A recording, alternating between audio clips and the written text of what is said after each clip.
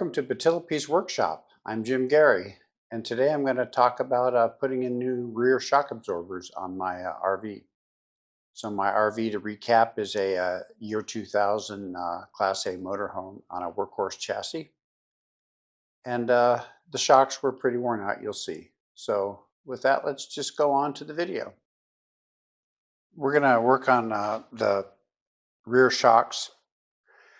And I've taken one out already, and it's 9/16 hole at the top, 9/16 hole at the bottom. And you can see what's wrong with this. It's really hard to stretch it out.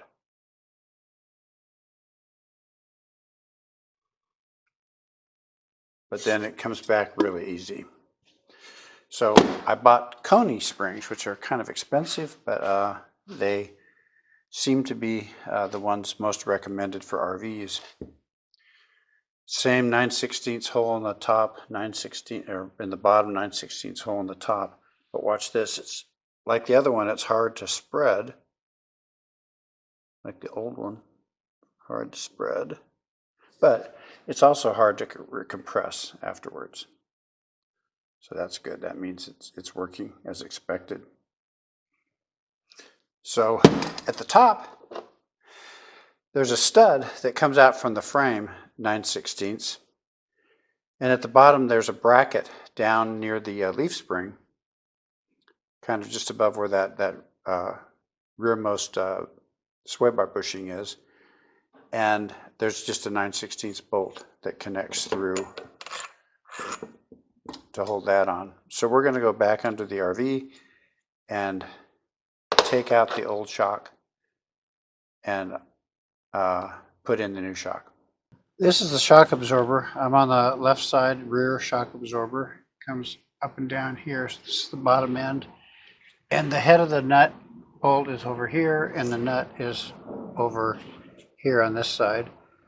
So I've got a 13/16 wrench on the bolt head, and there's a 3/4 inch wrench on the other side. So let's see if I can get it loose. I think the last time I did this, I used the jack to loosen it up. So let's see if I can get it loose. So I'm going to try that on this side.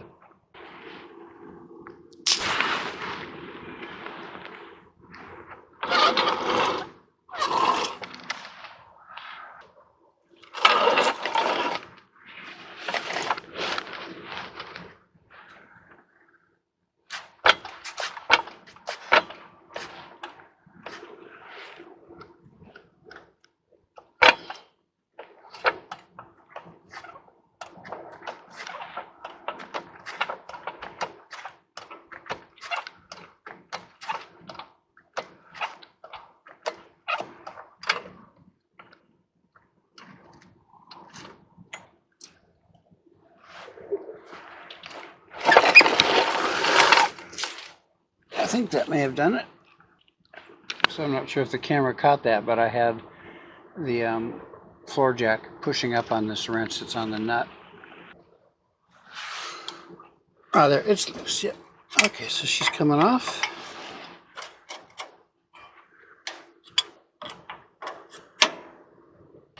Again, it just takes patience to turn these things off. They're rusty, they got gritty dirt and grease in them. It's hard to fit a power wrench in there, but it's almost out. Then I'll just reposition the camera and take the top one out. But it really helps to use a floor jack when you got the leverage like we did there. It just makes it so much easier.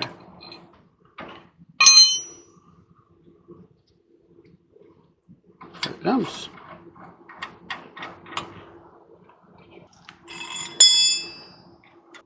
So there's the nut and the washer.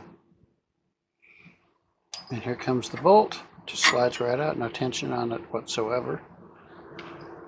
Put these back together so I don't lose one. It's apart.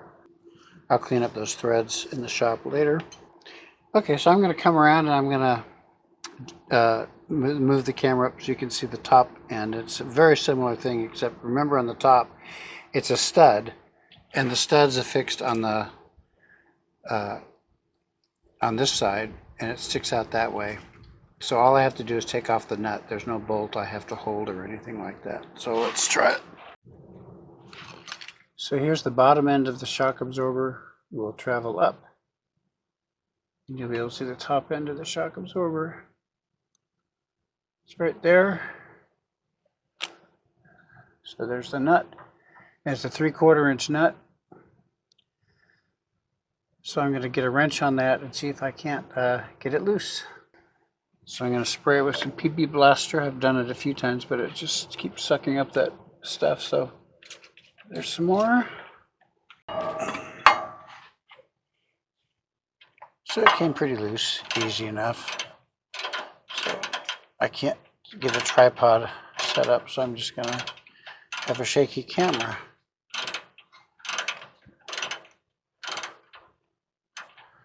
Seems to be loose.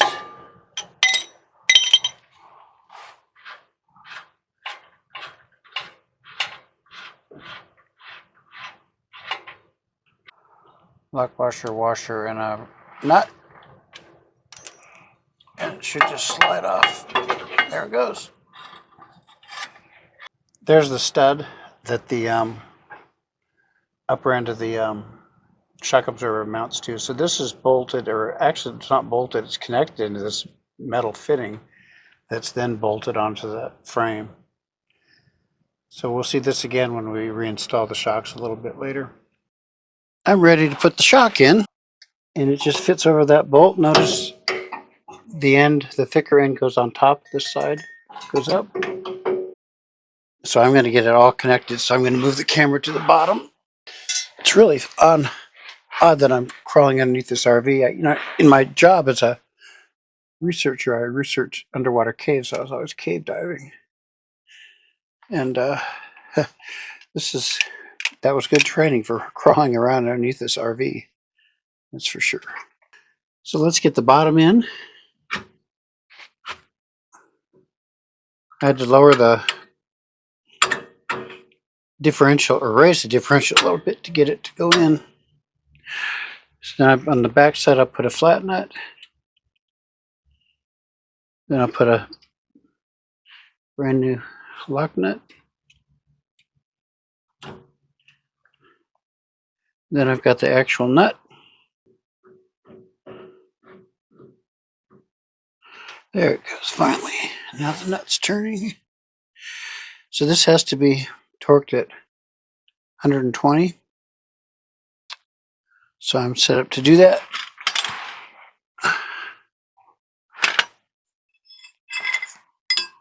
I'll snug it down with a regular.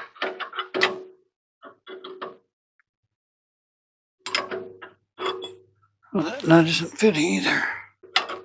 There it goes. Okay.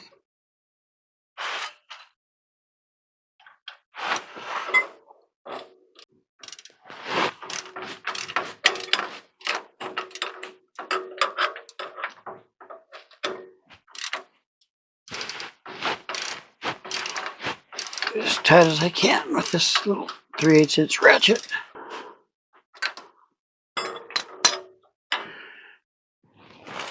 And I've got the torque wrench already set to 120.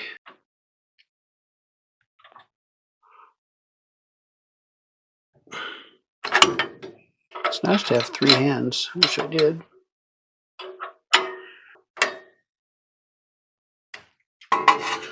Trouble is I got the muffler in the way, or tailpipe in the way.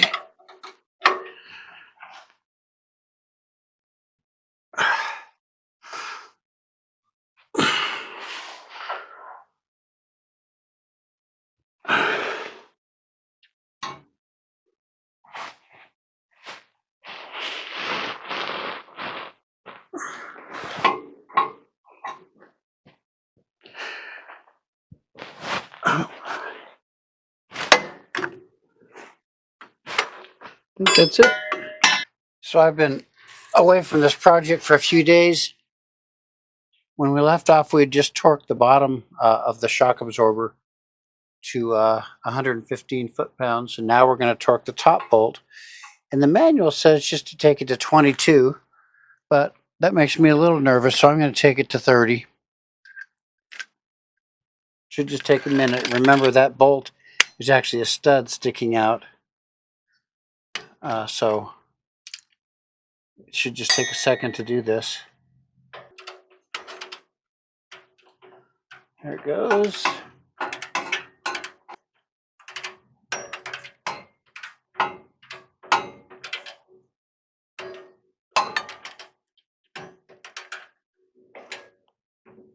That's it.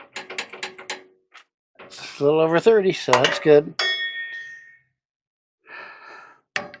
So when I get done with all this and I drive it around, I'll drive it around for a few miles, bring it back, and crawl back under and check everything, all the nuts and bolts.